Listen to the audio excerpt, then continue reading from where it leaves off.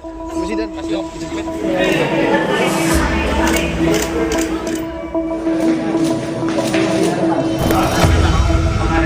Kecelakaan tunggal bus Cahaya Trans di eksit tol Krapyak, Semarang, Jawa Tengah menewaskan 16 penumpang dari total 33 penumpang bus. 16 korban jiwa diantar ke rumah duka usai teridentifikasi. 16 ambulans diberangkatkan dari Rumah Sakit Karyadi Kota Semarang. Sedangkan 2 korban luka masih dirawat di Rumah Sakit Adiatma Tugu, Kota Semarang. Sementara 1 korban lain dialihkan ke Rumah Sakit Ortopedi Purwokerto atas permintaan pasien. Dalam penyelidikan penyebab kecelakaan bus yang berangkat dari Jawa Barat ini, polisi menemukan bus dikemudikan sopir cadangan yang minim pengalaman.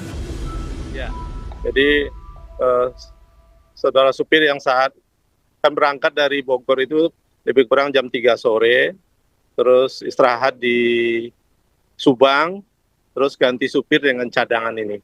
Tapi dia memiliki SIM, sehingga baru 2 kali membawa bis ini ke arah melintas di TKP tersebut. Sementara itu, Komite Nasional Keselamatan Transportasi (KNKT) juga tengah menganalisis bangkai bus PO Cahaya Trans di gerbang tol Muktiharjo, Kaligawe, Kota Semarang. Pemeriksaan awal, rangka bus masih layak, namun KNKT akan menyelidiki lebih dalam untuk mengumpulkan bukti. Akan wawancara pengemudinya juga penumpangnya. Ya, si kerangka yang tadi harusnya melindungi manusia di dalamnya, tapi karena terbentur sangat kuat sehingga survival space-nya menjadi berkurang, tidak memenuhi syarat sehingga bisa menimbulkan beberapa korban. Tapi secara sekilas kerangkanya masih dalam kondisi baik. Presiden, Bus PO Cahaya Trans mengalami kecelakaan tunggal di Simpang Susun Krapyak, Kota Semarang, Jawa Tengah, Senin dini hari. 15 penumpang meninggal di lokasi kejadian, sementara 1 korban meninggal dalam perawatan di rumah sakit. Tim Liputan, Kompas TV. Kita bahas soal pengawasan dan keamanan bus angkutan usai kecelakaan tunggal bus PO Cahaya Trans di Simpang Susun Krapyak, Semarang, Jawa Tengah. Bersama anggota Komisi 5 DPR RI fraksi PDI Perjuangan, Edi Purwanto. Bang Edi, selamat petang. Selamat petang, Mbak. Assalamualaikum. Waalaikumsalam warahmatullahi wabarakatuh. Bang Edi, dari Komisi 5, bagaimana Anda menanggapi dan mendorong penyelidikan kasus kecelakaan yang menewaskan sampai 16 orang ini? Yang pertama, kami sebagai anggota Komisi 5 turut berdukacita yang mendalam. Semoga para almarhumah mendapat tempat yang mulia dari Allah Subhanahu wa Ta'ala. Nah, ada 4 hal yang perlu kami sampaikan. Yang pertama adalah dari sisi busnya. Sebagaimana laporan Pak Dirjen Perhubungan Darat bahwa bus ini terakhir 9 Desember 2025 dilakukan ramcek. Dan ramceknya itu ternyata tidak layak jalan. Tapi ini tetap dijalankan oleh pihak PO. Maka untuk itu saya berharap ada tindakan yang tegas dan keras sebagai edukasi bagi pemilik PO. Bukan hanya administrasi, bila perlu mohon maaf didorong sampai kepada pidana. Ini bukan hanya persoalan PO saja, Cahaya Trans, tetapi bisa jadi yang lainnya juga akan lalai seperti ini. Yang kedua, dari sisi sopir.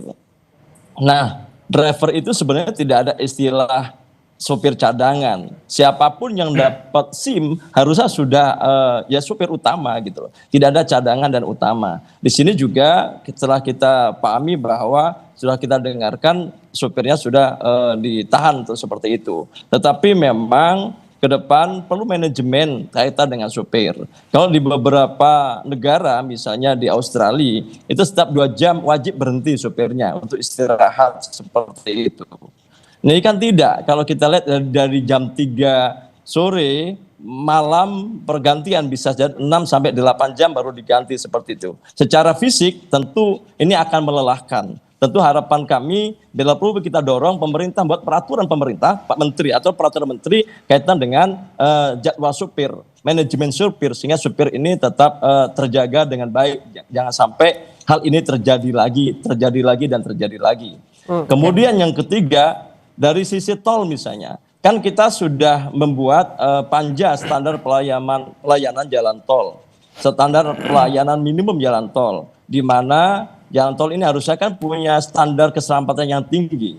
Manajemen resikonya juga harus betul-betul dengan cermat, bila perlu zero accident. Tapi ini selalu terjadi. Kita sering kali RDP dengan BUJT, baru usaha jalan tol, penekanan kita keselamatan. Kenapa keselamatan rakyat hukum tertinggi dalam sebuah negara? Terakhir, itu dari pemerintah. Kemarin kita baru rapat saja menjelang Natal dan Tahun Baru dengan Pak Menteri Perhubungan dan seluruh stakeholder terlibat kaitan dengan Nataru. Kita pastikan minta seluruh kendaraan darat, udara, laut dilakukan ram cek secara menyeluruh. Nah, Bang Edi, tapi memang hari ini terjadi lagi seperti itu. Ya. Nah, Bang Edi, tapi kan tadi Anda juga menyinggung soal yang bertanggung jawab juga harus sampai PO-nya. Bagaimana Komisi 5 memastikan dari Kementerian Perhubungan memberikan sanksi ya tidak berhenti sampai supirnya, tapi juga sampai PO?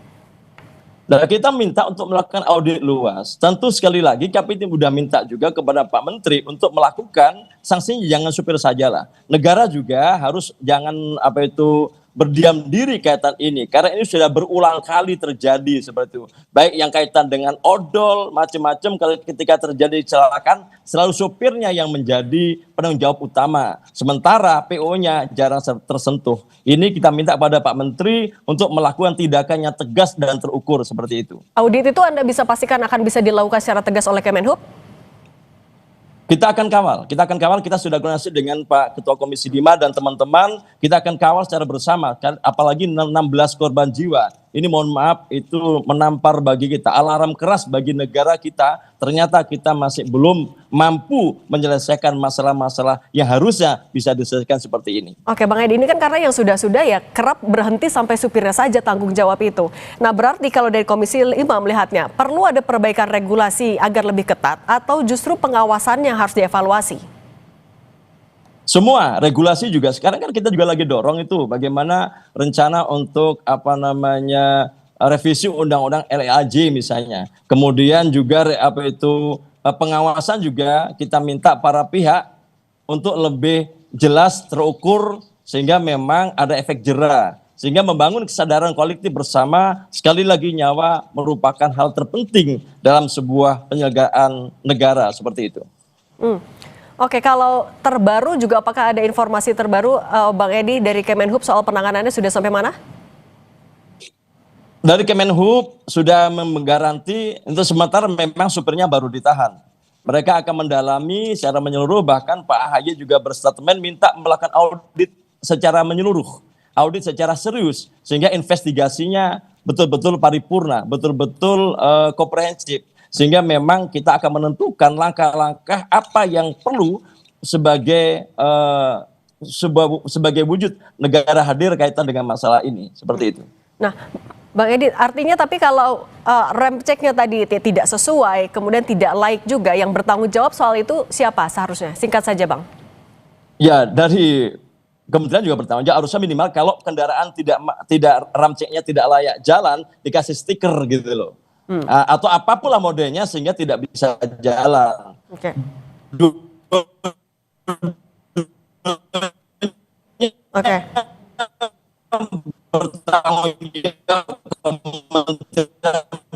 Oke, baik.